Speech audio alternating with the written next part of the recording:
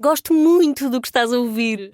A propósito, desculpa lá estar a interromper, mas já és cliente Iberdrola?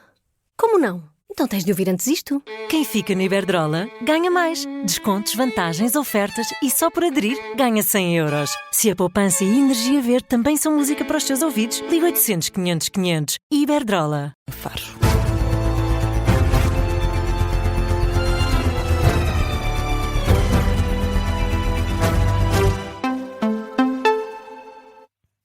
Jornal da Meia-Noite, com a edição da Diana Rosa. E Diana, o Presidente da República acredita que as contas públicas vão piorar no próximo ano. Marcelo Rebelo de Sousa antecipa um excedente orçamental superior a 0,1% este ano, mas prevê um 2026 mais complicado. Em declarações, à margem do encontro PME Inovação, que decorreu em Leiria, o chefe de Estado diz que em causa estão os fundos estruturais. Parecemos alemães. Nós discutimos se vai haver menos 0,1% este ano, ou mais 0,1, 2, 0,4, 3 ou 4%. Se querem a minha opinião, vai haver superávit e superior a 0,1%. Também não é muito difícil, basta olhar para a economia portuguesa, falta, no caso da gestão financeira, falta um mês. Quem conhece como é a gestão das contas públicas está nas mãos do Estado. Mas eu apostaria que é um superávit, e ainda bem que sim, porque o ano que vem é mais complicado, em termos de dívida pública relacionada com os fundos estruturais. Marcelo Rebelo de Sousa sublinha o mérito do setor empresarial, em particular o universo das pequenas e médias empresas, reconhece que o país mudou e está a mudar pelo papel dos empresários e dos trabalhadores. E o Governo concedeu mais tempo para que a UGT analise as alterações propostas pelo Executivo à lei laboral. Há uma reunião apontada para o dia 10 de dezembro, véspera de greve, mas ainda está pendente. Anúncio feito pela Ministra do Trabalho, Maria Rosário Palma Ramalho, depois da reunião com a Central Sindical. A governante afirma que a UGT é um parceiro muito forte, apesar da greve de dia 11 de dezembro se manter. E a UGT é um parceiro muito forte do Governo e, portanto, não temos qualquer razão para recusar. Apesar de o clima ser o de aproximação de uma greve. Portanto, vamos dar ao UGT o tempo que ela pediu, aí depois recomeçaremos. Naturalmente, a reunião plenária do dia 10, se a greve não for desconvocada, terá condições para se realizar. Se a greve for desconvocada, se a greve se mantiver, com certeza que não vamos realizar uma reunião na véspera de uma greve e depois ver se há, de acordo com o tempo que a UGT precisará nos vai dizer que precisa para analisar o documento.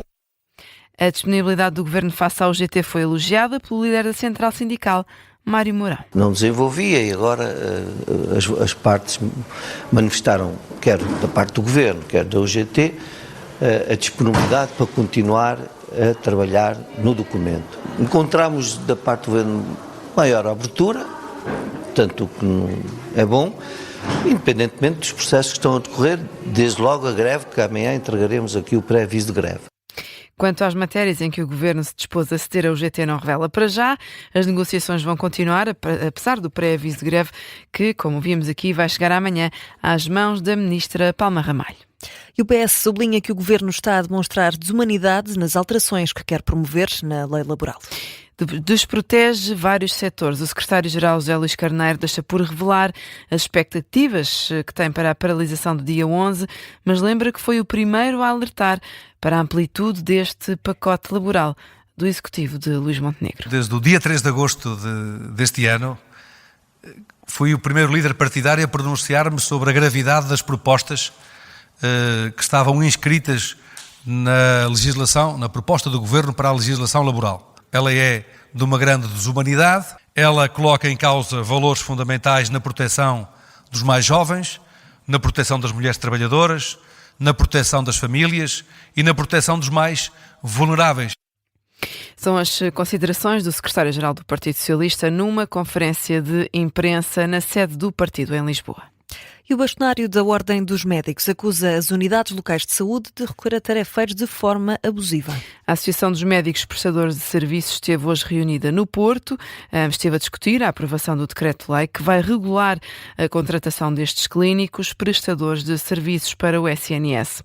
Carlos Cortes, o bastonário, não só acredita num abuso das unidades locais de saúde, como sublinha que nenhum profissional gosta de trabalhar a recibos verdes. E ao longo destes últimos anos, esta figura, a utilização, do meu ponto de vista, da prestação de serviço, foi abusiva da parte das unidades locais de saúde hoje, dos hospitais anteriormente, porque é uma forma... São médicos que trabalham a recibo verde. Eu penso que não há ninguém neste país que prefira trabalhar a recibo verde do que ter um contrato com o Serviço Nacional de Saúde. E quando questionado sobre se é verdade que os médicos prestadores de serviços ganham mais sob a condição de recibos verdes, o bastonário responde que está mais preocupado com a qualidade do trabalho médico e com a capacidade de resposta do SNS. Isto numa altura em que está marcada uma reunião da Associação dos Médicos Tarefeiros com o Governo. Agendada para o dia 29, o setor ameaçou suspender as urgências para protestar contra a aprovação do decreto-lei que vai reduzir o valor por hora pago pelo Serviço Nacional de Saúde. Ainda assim, a ministra rejeita que se mantenha o risco de paralisação da resposta urgente. Essa pergunta, eu acho que é uma pergunta que não deve ser feita ao Ministério da Saúde. Essa pergunta é uma pergunta que tem que ser feita a quem terá identificado do Ministério ou não? A quem terá identificado uma situação que eu creio sinceramente que não me parece, e espero sinceramente que não aconteça, mas acima de tudo me parece que não é uma situação que se possa, enfim, compaginar como plausível. A Ministra da Saúde, Ana Paula Martins, aqui num registro da SIC Notícias, à margem da celebração dos 10 anos da hospitalização domiciliária do Garcia de Horta em Almada.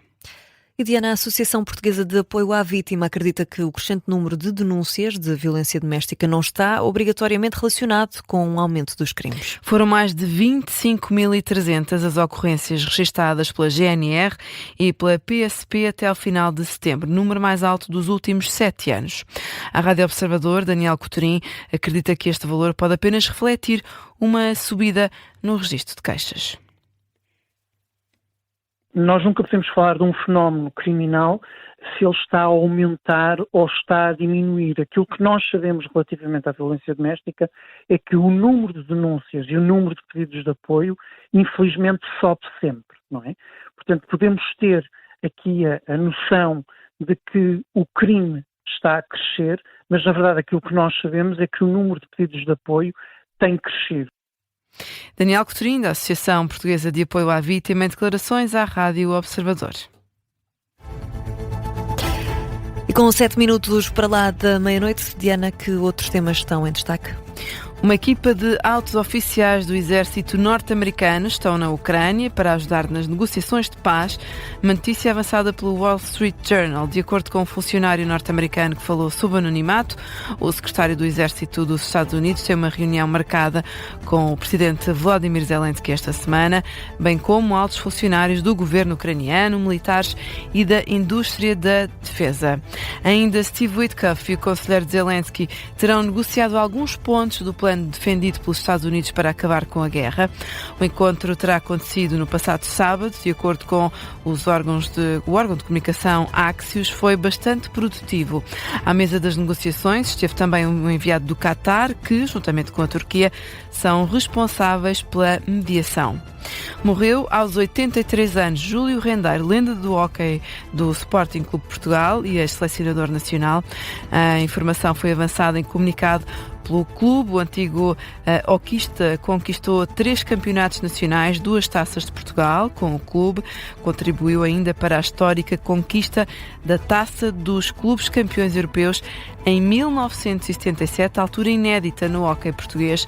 Como selecionador nacional, Júlio Rendeiro liderou a equipa nacional que se sagrou campeã do mundo em 1982. Marcelo Rebelo de Sousa já manifestou pesar numa mensagem na página oficial da Presidência. O chefe de Estado lembra Júlio Rendeiro como um profissional com dedicação, sentido de liderança e espírito de equipa.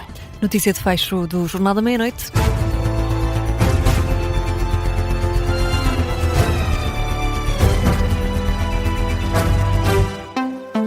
Gosto muito do que estás a ouvir. A propósito, desculpa lá estar a interromper, mas já és cliente Iberdrola? Como não? Então tens de ouvir antes isto. Quem fica na Iberdrola ganha mais. Descontos, vantagens, ofertas e só por aderir ganha 100 euros. Se a poupança e a energia verde também são música para os teus ouvidos, liga 800 500 500. Iberdrola.